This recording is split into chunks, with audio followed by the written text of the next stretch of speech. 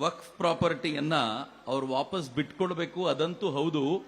ಅಷ್ಟೇ ಅಲ್ಲದೆ ಅಗತ್ಯ ಬಿದ್ದರೆ ಭಾರತವನ್ನು ಬಿಟ್ಟು ಓಡಬೇಕಾದ ಪರಿಸ್ಥಿತಿಯನ್ನು ನಿರ್ಮಾಣ ಮಾಡಬಲ್ಲ ತಾಕತ್ತಿದೆ ಅಂತ ನಾನು ಯಾವಾಗಲೂ ಅಂದ್ಕೊಳ್ತಿರ್ತೇನೆ.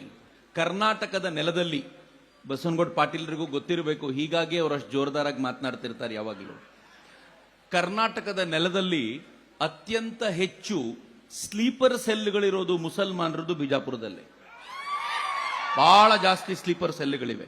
ಸದ್ದಿಲ್ಲದೆ ಕೆಲಸ ಮಾಡ್ತಿರ್ತಾರೆ, ಇಲ್ಲಿಂದ ರಾಜ್ಯಕ್ಕೆಲ್ಲ ಎಕ್ಸ್ಪೋರ್ಟ್ ಮಾಡ್ತಾರೆ ಅನ್ನೋದು ಎಲ್ರಿಗೂ ಗೊತ್ತಿರುವಂತ ಸಂಗತಿ. ಇದು NIA ಕೂಡ ಹೇಳಿದೆ, ಎಲ್ಲ ಕಡೆಯಿಂದಲೂ. ಎಲ್ಲಿ ಕರ್ನಾಟಕದಲ್ಲಿ ಏನಾದರೂ ಆದರೂ ಬಿಜಾಪುರದಲ್ಲಿ ಲಿಂಕ್ ಏನಿದೆ ಅಂತ ಹುಡುಕಾಡೋ ಮಟ್ಟಿಗೆ ಇಲ್ಲಿ ಬಲವಾಗಿ ಬೆಳೆದಿದ್ದಾರೆ. ಅಕಸ್ಮಾತ್ ಈಗೇನಾದ್ರೂ ನಾವು ಒಟ್ಟಾಗಿ ಇಂಥದ್ದೊಂದು ಬಲವಾಗಿರುವ ಪ್ರದರ್ಶನ ಮಾಡಿ ಇದನ್ನ ವಾಪಸ್ ಪಡ್ಕೊಳ್ಳಿಲ್ಲ ಅಂತಂದ್ರೆ ಮಿತ್ರೆ, ಬಿಜಾಪುರ ತಾನಂತೂ ಮುಳುಗುತ್ತಲ್ಲದೆ ಇಡೀ ನಾಡಿಗೆ, ಇಡೀ ದೇಶಕ್ಕೆ ಒಂದು ಕೆಟ್ಟ ಸಂದೇಶವನ್ನು ಕೊಡುತ್ತೆ. ಹೀಗಾಗಿ ಎಲ್ಲ ಕೆಲಸಗಳ ನಡುವೆ ಇವತ್ತು ಬರಲೇಬೇಕನ್ನಿಸ್ತು. ಯಾಕೆ ಅಂತಂದ್ರೆ ಬಿಜಾಪುರದ ಜನ ಒಟ್ಟಾಗಿ ನಿಂತಿದ್ದಾರೆ ಅಂದ್ರೆ ಇದು ಕರ್ನಾಟಕ ರಾಜ್ಯಕ್ಕೆ ಸಂದೇಶ ಅನ್ನೋ ಕಾರಣಕ್ಕೆ. ನನಗೆ ಗೊತ್ತಿದೆ ಬಹಳ ಜನಕ್ಕೆ ವಕ್ಫ್ ಅಂದ್ರೆ ಏನು ಅಂತ ಅಂದಾಜಿಲ್ಲ ಅಂತ. ಬಹಳ ಜನ ಏನ್ ಅನ್ಕೊಂಡಿದ್ದಾರೆ, ನಮ್ ಜಮೀನ್ ಹೋಗುತ್ತೆ ಅದಕ್ಕೋಸ್ಕರ ಬಂದ್ಬಿಡಬೇಕು ಅಂತ. ಅಲ್ಲ ಮಿತ್ರರೇ, ವಕ್ಫ್ ಅಂದ್ರೆ ಏನ್ ಅರ್ಥ ಗೊತ್ತೇನು? ಭಾರತವನ್ನ ಇನ್ನೊಂದು ಚೂರು ಮಾಡೋದು ಅಂತ ಅರ್ಥ. ನಾನು ಸುಮ್ಮನೆ ನಿಮ್ಗೊಂದು ಉದಾಹರಣೆ ಹೇಳ್ತೀನಿ. 2006ರಲ್ಲಿ ಈ ವಕ್ಫ್ ಬೋರ್ಡ್ ನ ಆಸ್ತಿ 1.25 ಲಕ್ಷ ಹೆಕ್ಟೇರ್ ಇತ್ತು 2006ರಲ್ಲಿ. 2009ರಲ್ಲಿ 4 ಲಕ್ಷ ಹೆಕ್ಟೇರ್ ಆಯಿತು. 2024ರಲ್ಲಿ ಹೆಚ್ಚು ಕಡಿಮೆ 10 ಲಕ್ಷ ಹೆಕ್ಟೇರ್ ಜಮೀನನ್ನ ವಕ್ಫ್ ಆಸ್ತಿ ಅಂತ ಹೇಳ್ತಾರೆ. 2006ದಿಂದ 2010ರ ವೇಳೆಗೆ ಎಷ್ಟು ಜಾಸ್ತಿ ಆಯ್ತು ಲೆಕ್ಕ ಹಾಕೊಳ್ಳಿ. ಮುಸಲ್ಮಾನರದ್ದು ಒಂದು ಮಾತು ಇದೆ, ಬಹಳ ಹಿಂದಿನ ಮಾತು. ಯಾವಾಗ್ಲೂ ಹೇಳ್ತಾರೆ, ಇದಕ್ಕೆ ಮಾತ್ರ ನಮ್ಮ ಜೀವ ಕಳೆಯೋದ್ರೊಳಗೆ, ನಾನು ಬಹಳ ಎಚ್ಚರಿಕೆಯಿಂದ ಮಾತನ್ನು ಹೇಳ್ತಿದ್ದೀನಿ, ನಾವು ಸಾಯೋಕ್ಕಿಂತ ಮುಂಚೆ ಈ ಪ್ರಶ್ನೆಗೆ ಉತ್ತರ ಕೊಟ್ಟು ಹೋಗಬೇಕು.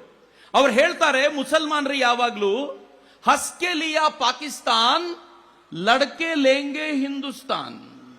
ನಾವು ಪಾಕಿಸ್ತಾನವನ್ನ ನಗನಗ್ತಾ ತಗೊಂಡ್ಬಿಟ್ವಿ, ಹೋರಾಟ ಮಾಡಿ ಆದ್ರೂ ಹಿಂದೂಸ್ತಾನವನ್ನ ಮರಳಿ ಪಡ್ಕೊಳ್ತೀವಿ ಅಂತ.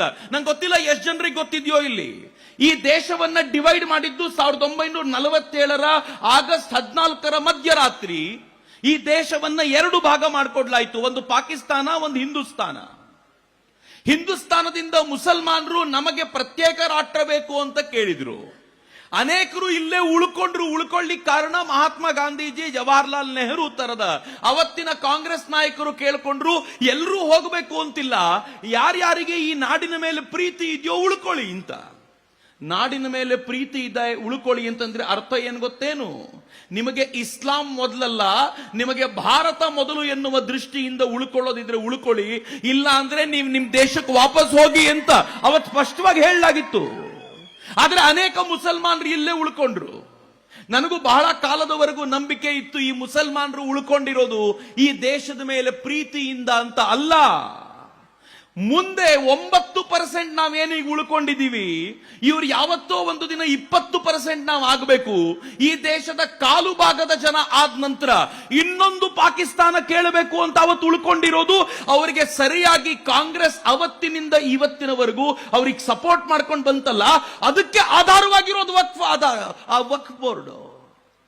ವಕ್ಫ್ ಬೋರ್ಡ್ ನಮ್ ಜಮೀನಿನ ಹೋರಾಟ ಅಲ್ಲ. ವಕ್ಫ್ ಬೋರ್ಡ್ ನನ್ನ ದೇಶವನ್ನ ತುಂಡರಿಸೋದ್ರಿಂದ ಉಳಿಯುವಂತ ಹೋರಾಟ ರೀ ಮಿತ್ರ. ವಕ್ಫ್ ಬೋರ್ಡ್ ನ ಹೋರಾಟ ಬಿಜಾಪುರದ ಮಾತ್ರ ಅಲ್ಲ, ವಕ್ಫ್ ಬೋರ್ಡ್ ನ ಹೋರಾಟ ತಮಿಳುನಾಡಿನದ್ದು. ತಿರುಚಿಯ ಕತೆ ಹೇಳಿದ್ರಲ್ಲ, 1500 ವರ್ಷಗಳ ದೇವಸ್ಥಾನ ಇದ್ದಂತ ನಾಡು. 1500 ವರ್ಷಗಳ ಹಿಂದೆ ಮುಸಲ್ಮಾನ್ ಮಿತ್ರರು ಯಾರಾದರೂ ಇದ್ರೆ ಕೇಳಿಸ್ಕೊಳ್ಳಿ, 1500 ವರ್ಷಗಳ ಹಿಂದೆ ಜಗತ್ತಿನ ಇತಿಹಾಸಕ್ಕೆ ಅಲ್ಲಾಹ್ ಅಂದ್ರೆ ಯಾರು ಅಂತಾನೆ ಗೊತ್ತಿರಲಿಲ್ಲ ರೀ. ಜಗತ್ತಿನ ಇತಿಹಾಸಕ್ಕೆ ಪ್ರವಾದಿ ಪೈಗಂಬರರು ಅಂದ್ರೆ ಯಾರು ಅಂತ ಗೊತ್ತಿರಲಿಲ್ಲ 1500 ವರ್ಷಗಳ ಹಿಂದೆ. ಆವತ್ತಿಗೆ ಆ ದೇವಸ್ಥಾನದಲ್ಲಿ ಗಂಟೆ ಜಾಗಟೆಗಳು ಮೊಳಗ್ತಾ ಇದ್ವು, ಮಂತ್ರಗಳು ಮೊಳಗ್ತಾ ಇದ್ವು, ದೇವರಿಗೆ ಪೂಜೆ ಆಗ್ತಾ ಇತ್ತು. ಇವತ್ತು ಬಂದು ಹೇಳ್ತಾರೆ, ಈ ಊರು ನಿಮ್ದಲ್ಲ, ಈ ಊರು ನಮ್ದು ಅಂತ. ನಿಮ್ಮ ಅಪ್ಪನ ಆಸ್ತಿನ ಅದು. ಮಿತ್ರ ಗೊತ್ತಿರ್ಲಿ ನಿಮ್ಗೆ, ಯಾರಿಗೂ ಗೊತ್ತಿರ್ಲಿಲ್ಲ. ಅದು ಗೊತ್ತಾಗಿದೆ ಹೇಗೆ ಗೊತ್ತಾ? ಆ ಹಳ್ಳಿಯಲ್ಲಿ ಒಬ್ಬ ಒಂದು ಜಮೀನನ್ನ ಮಾರಾಟ ಮಾಡಬೇಕು ಅಂತ ಹೋದ. ನನ್ನ ಮಗಳ ಮದುವೆಗೆ ದುಡ್ಡು ಕೂಡಿಟ್ಟಿದ್ದೆ, ಸಾಕಾಗ್ತಾ ಇಲ್ಲ, ನನ್ನ ಜಮೀನ್ ಮಾರಾಟ ಮಾಡಿದ್ರೆ ಮಗಳ ಮದುವೆ ಮಾರಾಟ ಮಾಡಬಹುದು ಅಂತ ಜಮೀನ್ ಮಾರಾಟ ಮಾಡ್ಲಿಕ್ಕೆ ಕೊಂಡ್ಕೊಳ್ಳೋವನ್ನು ಹುಡುಕಿ ಆಯ್ತು. ಇನ್ನೇನ್ ಮಾರಾಟದ ಡೀಲ್ ಕಂಪ್ಲೀಟ್ ಆಗಬೇಕು. ಆಗ ಜಿಲ್ಲಾಧಿಕಾರಿ ಹೇಳಿದ್ರು, ಈ ಜಮೀನ್ ಮಾರಾಟ ಮಾಡೋಂಗಿಲ್ಲ, ಯಾಕೆಂದ್ರೆ ನೀನು ವಕ್ಫ್ ಪ್ರಾಪರ್ಟಿ ಮೇಲೆ ಇದ್ದೀಯಾ ಅಂತ. ಗೊತ್ತೇ ಆಗ್ಲಿಲ್ಲ. ಅವನ್ ಕೇಳ್ದ, ಇದು ವಕ್ಫ್ ಪ್ರಾಪರ್ಟಿ ಅಲ್ಲ ರೀ, ನಮ್ಮ ಅಪ್ಪ ನಂಗೆ ಕೊಟ್ಟೋಗಿರೋದು, ನಮ್ಮ ಅಪ್ಪನಿಗೆ ನಮ್ಮ ತಾತ ಕೊಟ್ಟಿರೋದು, ನಮ್ಮ ತಾತನಿಗೆ ಅವ್ರ ಅಪ್ಪ ಕೊಟ್ಟಿರೋದು. ಯಾರಪ್ಪ ಯಾರಿಗಾದ್ರೂ ಕೊಟ್ಟಿರ್ಲಿ, ಈಗ ಇದ್ರ ಅಪ್ಪ ವಕ್ಫ್ ಅಂತು ತಮಿಳುನಾಡಿನ ಗವರ್ಮೆಂಟ್. ಹಂಗಂದ ತಕ್ಷಣ ಗಾಬರಿ ಆದ್ರವರು. ಅವ್ರು ಕೋರ್ಟಿಗೆ ಹೋದ್ರೆ ಕೋರ್ಟ್ ಹೇಳ್ತು, ನೀವು ವಕ್ಫ್ ಆಕ್ಟ್ ನ ಪ್ರಕಾರ, ಸರಿಯಾಗಿ ಕೇಳಿಸ್ಕೊಳ್ಳಿ, ನೀವು ವಕ್ಫ್ ಆಕ್ಟ್ ನ ಪ್ರಕಾರ ನಮ್ ಕೋರ್ಟಿಗೆ ಬರುವಂತನೇ ಇಲ್ಲ. ಇದನ್ನ ವಕ್ಫ್ ಟ್ರಿಬ್ಯುನಲ್ ಹೋಗ್ಬಿಟ್ಟು ಅಲ್ಲಿ ಫೈಟ್ ಮಾಡಬೇಕಿದ್ ನಿಮ್ಮ ಅಪ್ಪ, ನಿಮ್ ತಾತ, ನಿಮ್ ಮುತ್ತಾತನ ಕಾಲದ ಆಸ್ತಿ ಅಂತ. ಅವರು ಹೂ ಅಂತ ಒಪ್ಪಿಕೊಂಡ್ರೆ ವಾಪಸ್ ಕೊಡಬಹುದು ಅಂತ. ಇಡೀ ಹಳ್ಳಿಯ ಜನ ಆಗ ಗೊತ್ತಾಯ್ತು ಅವರಿಗೆ, ನಮ್ಮ ದೇವಸ್ಥಾನವೂ ಸೇರದಂತೆ ಎಲ್ಲವನ್ನು ವಕ್ಫ್ ಆಸ್ತಿ ಅಂತ ಹೇಳಿಬಿಟ್ಟಿದ್ದಾರೆ. ತಮಿಳುನಾಡಿನ ಸರ್ಕಾರ ಅವ್ರ ಪರವಾಗಿ ನಿಂತಿದೆ, ನಾವೇನೂ ಮಾಡುವಂತಿಲ್ಲ ಅಂತ ಕಣ್ಣೀರು ಸುರಿಸುವ ಸ್ಥಿತಿ ಬಂತಲ್ಲ. ಯಾಕೆ ಬಂತು ಗೊತ್ತಾ?